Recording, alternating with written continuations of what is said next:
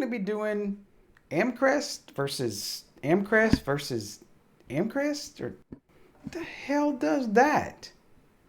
Well, yeah, we're going to see what you get what you pay for. Beat for. So this video we're going to do, should I spend more money on a camera? I mean, you love the Amcrest and talk about them all a lot in Discord. And should I buy the higher priced one? What features do I get? Does it look better? And hey, well, we're going to check it out in this video. So let's get to it. And in full disclosure, the two cameras here, the two AI ones, Amcrest did send those for review. I did buy this one way back during my other review. But as always, you know, I give the unbiased review and tell you what sucks and tell you what's good no matter what it is. I mean, no, there's no hammer to this one. It's all good. So today we're checking out one, or I guess we'll say two, of my current go-to cameras that hands down for doing IP camera stuff, whether you're doing person detection or just want recording to NVR, software NVR, they're power over Ethernet, they check all the boxes and they get things done. And you may be thinking, well, I've seen these before. Amcrest, or, you know, they're also a kind of an OEM of Daiwa, and they typically just use the same type of cases, but they just upgrade the guts. So yeah, I even did a video probably over 2 years ago of this same exact form factor turret. It looks almost identical, but I tell you what, this one is hands down, blows that one out the water. And just some of the features it has and just how great it looks at night, which we will show a lot of different footage and different testing of these cameras. And I'll compare it also with another Amcrest camera, and we'll see how that one does. And I'll show you kind of what you get what you pay for. So these are basically the same thing. They're turret, and then one of them is a bullet style. Sometimes this is easier to mount, whether it be the wall or the eave or whatever. Just really going to depend on what you want. Currently at this time, due to logistics of things, you can't get these in black that I know of. I wish we could, and I only think we can get them in 2.8 millimeter, which is kind of how zoomed in the lens is. Sometimes zooming in, you get more detail that you need, but you know, there's are some varifocals, but those are a lot more expensive. Of course, they're 4K. And they do have the Starlight. And you say, well, what's the Starlight? Starlight, that gets you some awesome freaking night vision on this stuff. WDR, that's wide dynamic range. And of course you get the mic. And the cool thing is, it's flexible storage, meaning, and it does the normal RTSP on VIF. You can have so many options with this thing, whether you want to do cloud, local, both, app, whatever. So let's just go ahead and tear into it and see how things look. So of course you got your warranty, security notice. Yeah, go update your firmware if you can. They show a little card on that. That's cloud stuff. They wanted to use subscription, but of course that I don't use the cloud, but you're more than welcome to. They got a quick start guide. We'll probably go and show you the app. This is the little boot that goes on the power over Ethernet, which I'll kind of go over. You do have the little mounts with the sheetrock mounts or masonry. A lot of times I do like to get my own quality screws from local hardware. It's got a pretty decent size lens to it, and like I say, but it's not that big of a camera, which is great, but it got a great package inside. And yeah, let's do that sound. And these are great. They do have really good locking mechanisms, meaning that you just tighten this one little screw here, it loosens up the little ball joint, and you can point it whichever way you want. And like I say, you can just mount this where you don't want any wires showing, or you can pass this through here if you need to mount it. There's tons of different mounting options. Now, when they talk about flexible storage, there is a SD card. So if we look in here, there is the SD card, and we'll zoom in here for you. You can put your little micro SD card. You have your reset button, and that's in case if you forget the password to it, and you can reset it to factory defaults.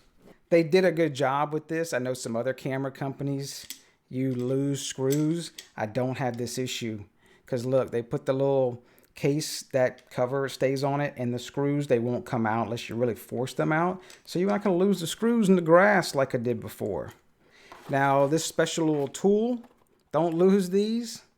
Put them up where you won't remember where you put them up. And then a year later, you're like, oh, that's where those tools are at. So the camera itself, we'll unlock this one so we can show you just how it works. So just a size comparison, that this will be sideways, and then you can see that this would be sideways. They're relatively the same, but except this is that kind of a ball joint type, the turret, I guess you'll call it. So this one is one thing I love about this thing is the mounting mechanism on this is just awesome. As you can see, they use like a little security hex bit. That's the one with the little notch out the middle of it. But once you do loosen it, it's just one screw. And then you'd mount this ring, like say on the wall or on the eave, and then you can pass the wire directly through the hole, or if you had to, you could pass it out the side here, as you can see there. And I have these very two cameras, not these exact ones, but these very two camera models. They are my production models on my home, meaning they catch the most of the traffic and are my go-to to go see if something's going on. So if that tells you anything. So basically you can see how you can put this on the eave, or you could do it on the wall, and you could do straight on, and they have it where it's cut that if you wanted to point it a different direction, you can. It's very flexible. It does turn.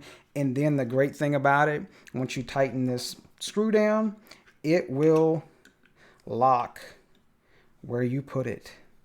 So one thing you will notice between the two cameras that I wanted to compare, like I shall say 3 cameras, is they look pretty much the same looking at them dead on. I mean, the lenses look a little bit different. I'm just trying to see if I can get them out the glare. And you can still see the lenses on both. That's where things really get different, because the guts compared to this one and the mount compared to this one, I really don't like the mount on this one. It kind of sucks. I mean, it has a little bit of tension, but there's no way to lock it. It is kind of locked in the ring. It just pops on, but the price difference, huge compared between these two. So I did want to show you get what you pay for on cameras. Now, I'm not saying this is a bad camera. It's a very useful tool in the camera toolbox, but for some applications, it's not great. Now, for some wallets, of course, this isn't that great. Of course, if we all were made of money, we would just buy all of these, or maybe even better than this one. We could spend $300, $400 a camera or more. But we're just not at that point, and that's not what we do in this channel. I like to show you just how you can spend your money wisely and not just blow a bunch of money by telling you everything is the best. Because these are both the best. They're the best for different applications. So we're going to go through, we'll install these on a little test board, and we'll get them set up. We'll do some comparisons in various different scenarios. We'll try to go through some of that quickly, but some of that can take long because I like to explain things, because a lot of different reviews and stuff, they don't show all that cool stuff. And well, I do. And if you don't like it, you can just use the markers down below and skip past it, which is cool. So let's go get these installed, and we'll jump into things and get things done.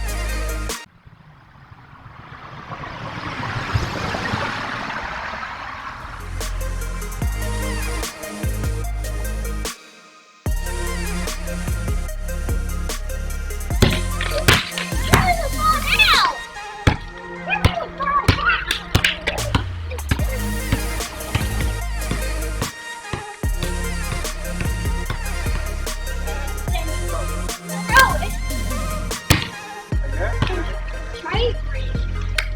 Granny shell? Yeah. Okay. And then you make Oh! like that. So to access the cameras using your computer, and typically I don't use the web GUI much because once you do configure them in whether your software in VR or hardware in VR, you probably don't need to dig into the GUI too much except maybe to tweak some settings. But that's where the cool part comes in these particular cameras because there's a lot of settings you can change, which is definitely a change compared to some of the cheaper cameras. So if you haven't set the camera up before, the ID and password is typically going to be like admin or admin as the password or blank as the password. If there isn't one set up, it will make you go ahead and put in a new password. That way you can't have one of these, weak passwords, even though you may not have these exposed to the internet. Now, the really cool thing about these particular cameras is there's no plugins you need to download. It's no sketchiness or whatever. It all uses HTML5. And really what that means, just open up Chrome and browse to it. It's going to pop up and show you the video just like I did here. I didn't have to download anything special. Now, sometimes depending on your particular computer, CPU power, horsepower, you may not be able to view the full resolution substream. And I believe it will show a message and say automatically switching, which is pretty cool, but you can just come in here and change to the substream. And the substream is just a watered down version of the video. It's not going to be what records unless you record these. But you do get that cool option of being able to do the additional substreams of this model, which as you can see here, substream 2 looks a little bit better than substream 1. And then mainstream is the full resolution one. And I'll kind of get to that in a little bit later. Now, I don't have a SD card in here. I don't particularly like to recommend a micro SD card in here because it always seems like whenever you need that micro SD card, it fails you. But you can do multiple options, have micro SD card in here and record to the little MVR like built onto the camera. Plus you can even record to other things if you like to have copies of your video in two places. Now they do have a third option, the cloud storage. I know I don't do a whole lot of cloud stuff in this camera, but hey, if you wanted to go ahead and do it, because hey, it's sometimes even better to have that other off-site location. It's really simple to do. I do think you have to pay for it. Once you do sign up for an account, it will go ahead and kind of like be an NVR in the cloud. I think they even have a trial for it as well. So if you did have an SD card in here, it would show all the markers and everything. I probably will show a clip on some of my other video where I actually had an SD card in a camera just to show kind of what it is. It's pretty cool that you do have that option to actually have it right there on the camera. But I have had an issue with one camera before. It just kept rebooting and the camera kept crashing and everything. And that was all due to a micro SD card that went bad. And that would suck if you're out on vacation and that micro SD card just decides to go bad in the middle of your vacation. And yeah, and then you're not going to get your ability to use your camera. So definitely do a hardware or software NVR solution. So the cool parts. Now, I'm not going to go over exactly everything in here. If you're interested in doing a in-depth video of a lot of the different settings on here, definitely let me know down in the comments below. And I can kind of go through and step through a bunch of this. They're going to be the same pretty much for most of their cameras, but it's very powerful in what you can do with the various profiles. From doing the day to I want day all the time, night all the time. You want to schedule it. They even have APIs built in here. So for you home automation enthusiasts, you can actually do an API call and pull up snapshots and change things all from doing HTTP calls with Node-RED, Home Assistant, whatever. It's pretty badass. Exposure, you get all the cool stuff here. Most people can roll with doing the auto, but hey, you can always come in here and tweak stuff. And if you really screw up, there's that reset default button for you right there. And that doesn't reset defaults of everything. It just resets the defaults of all the tweaking and stuff to the picture. That's the wide dynamic range. Pretty awesome features, wide dynamic range. I know currently I'm filming this at night, so I really can't show most of wide dynamic range what it does, but it's really great for if you've got a situation where you've got a lot of sunlight and you've got shadows. It can really bring out those shadows. Play around with it and tweak it to where you need. Sometimes it does blow out the colors and wash out the colors a little bit, but then you'd be able to see, you know, maybe not in full exact color what you think, but you're still able to see what you couldn't before in those shadows. And sometimes it helps, sometimes it does not help. So you just got to play around with it, slide the slider back and forth, of course. And then you have the infrared light. Some of these have like a manual, you can change the intensity. So it's not just an on or off. You can slide the intensity of how much infrared, if you've got infrared blowing out stuff, pretty awesome there. Or you can do an auto and it'll change it as needed. Now, this is the very awesome tab that I love for the Amcrest cameras. Is all of the options here are for being able to set from H.264, H.265. I prefer to use H.264 because I use it with Frigate and various other pieces, but of course H.265 does have better compression. Now, the resolution of this is that full 4K or 8 megapixel right now. Now, the frames per second, that's how smooth the video is going to be. I do have it set for 30. If you see it set as high as just only 20, well, that's due to they have that AI thing turned on. If you have it, the AI turned on, it is kind of pulls it back down to 20. So I like to be able to do the frame rate and then the frame interval because of course I do use this with Blue Iris. It helps out with CPU. I've done over a video of how you can really tweak Blue Iris doing that. I'll leave that link down below if you have these and use these with Blue Iris. It's pretty CPU horsepower saving feature. Now, the cool part, and they really are the Frigate users, listen up. I really love this because check this out. Substream 1. The resolution is only 704 by 480. It's 480p. That's just SD. You saw that when did in the Substream 1, it looked kind of bad.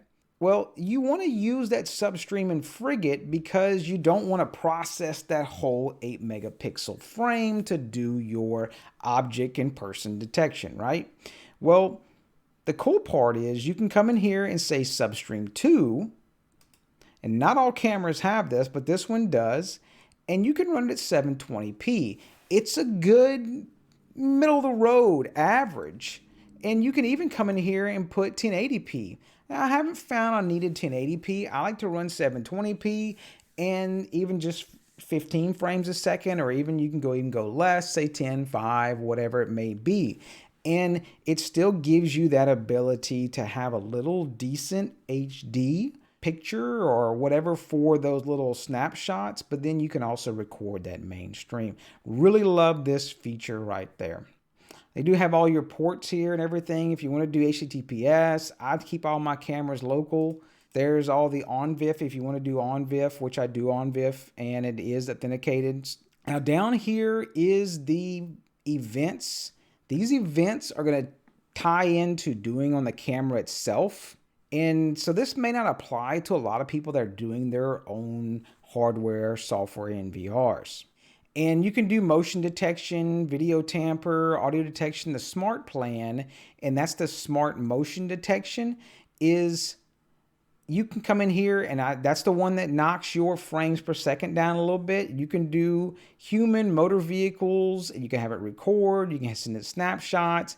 It's more of that's that AI part of it. But hey, if you are doing something off of the camera itself, then you probably don't need this feature and you'd probably appreciate the extra 10 frames a second.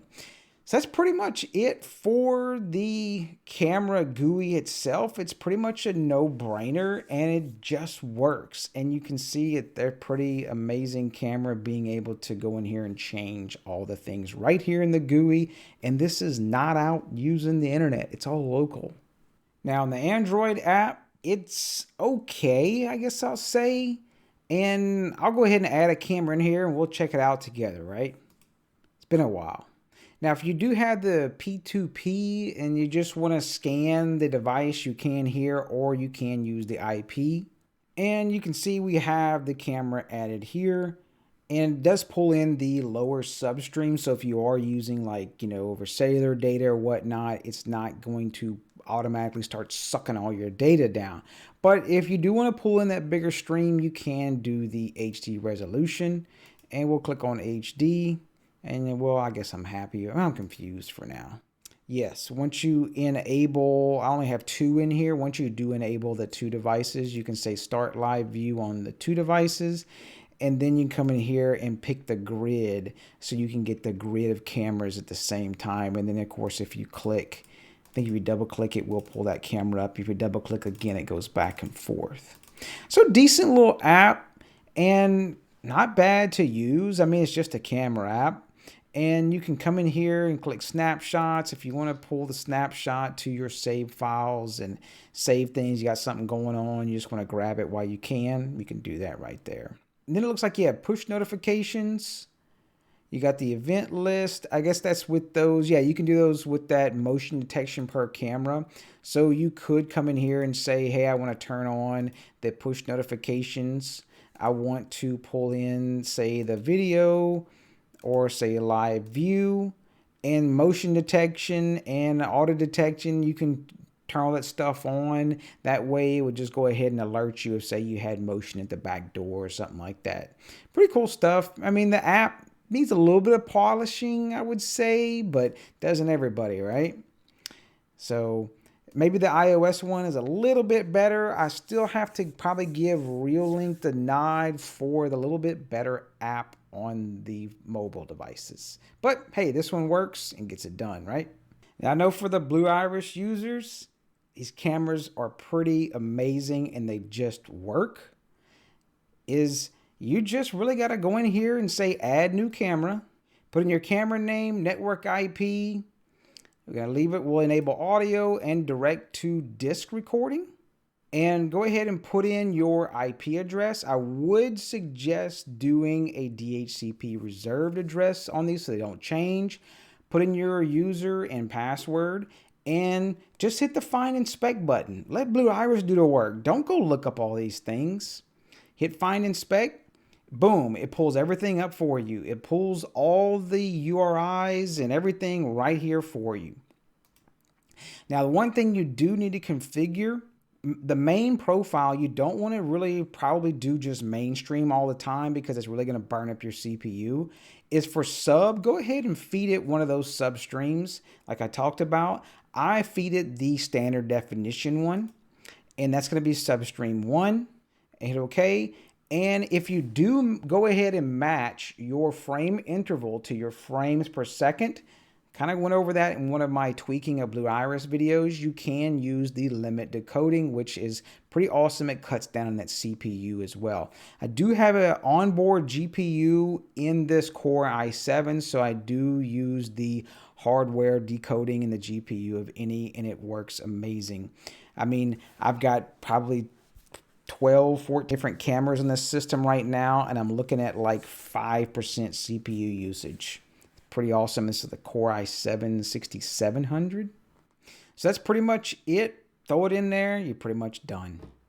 So I do get this question from time to time. What cameras do you use with Frigate? Because I've had issues with Reolink cameras, with codec issues and everything. Trust me, I get it. I've had the same issue. There is that whole RTMP thing and special workaround you got to do in Frigate, but hey, I hate to jump through hoops for a camera that should just work out the box. And these do. You just configure the URLs into Frigate and they do work well. And this is one of these 30 frames per second 4K cameras. I use it for my front yard, my production camera to catch who's coming up to the front door and kick out my notifications to there's someone coming to the front door, etc. And I use that 720p stream and don't have any errors. It just works great. See, going through some of the clips, probably need to tweak some of this because I don't need the people on the sidewalk being picked up. But hey, it is picking up some of those different people. and picking out the different people. But I do have another zone here as well that if they're out here, it will not trigger my notification if they're out here on this sidewalk. So it does work well with Frigate, as you can see. Pretty slick cameras. I really love these for doing the Frigate usage due to those different substream options. If you'd be asking, well, what the frig is Frigate? Well, of course, check that link down below. It's an awesome little open source free software, local, no cost, no sending out stuff across the internet and ruin your privacy and everything. You can do object and person detection, everything right there in your home with your own cameras. So for the specs of just the 8 megapixel camera, I'm not going to go through all the numbers and bore the hell out of everybody. But if you want to pause it, plus we'll leave the link down below, you can go through this. Of course, I'm doing a little bit of comparison between the two, so I wanted to highlight some of the major abilities between the two. So we had the 5 megapixel on the left and the 8 megapixel with the bullet and the turret going to be pretty much the same. Now, some of the things, their sensors are fairly close in size, but one is 8 megapixel versus 5 megapixel. The focal length, 2.8 millimeter, that's going to be basically how much zoom.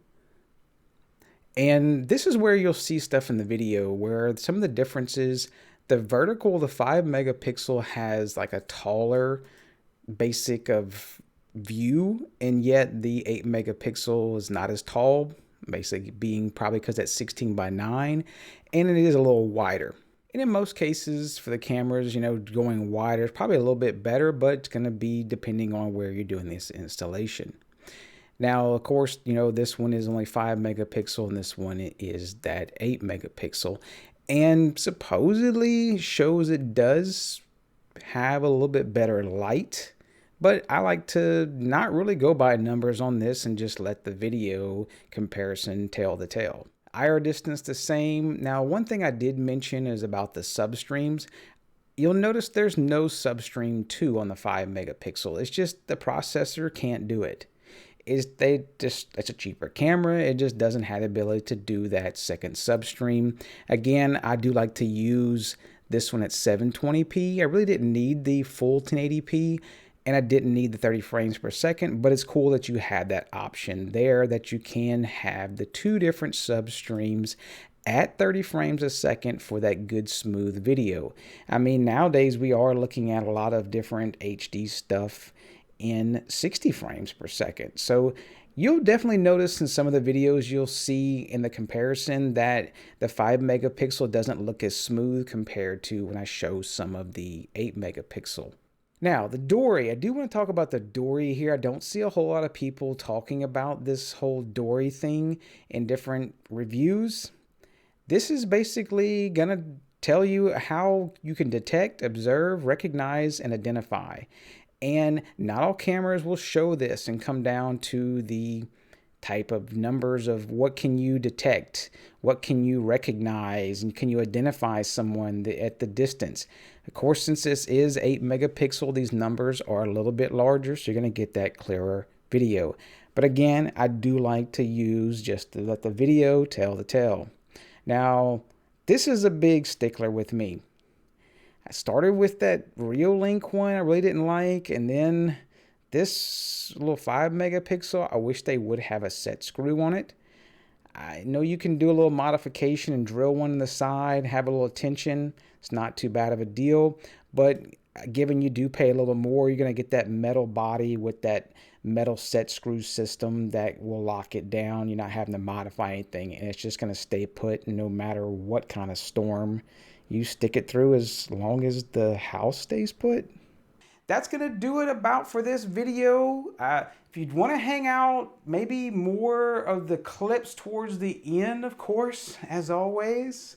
There might be some interesting ones, and then maybe see some more comparisons of the different various cameras. So I do appreciate all the Patreon subscribers. It does help us build new things and compare cameras because, yeah, we do buy a lot of the stuff ourselves. And, well, I do appreciate everybody. And you know the drill.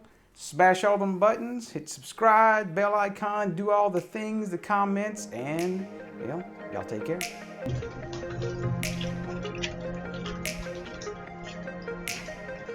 Oh, what was that?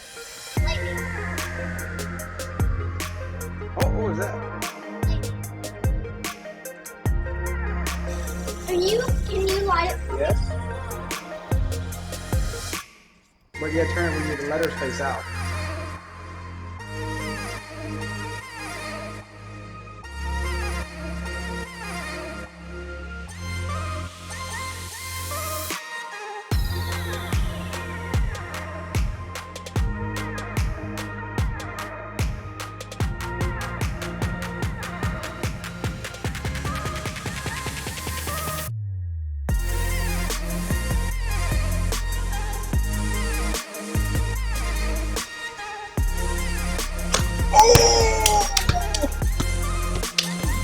Good job. You left me hanging, bro.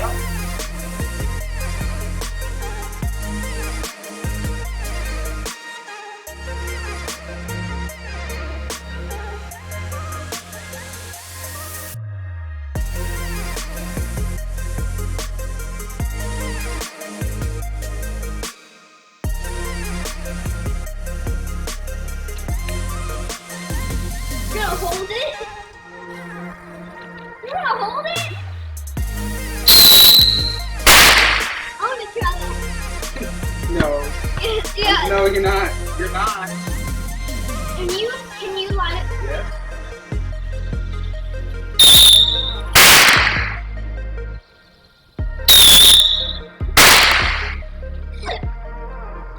Okay, that's enough. Okay.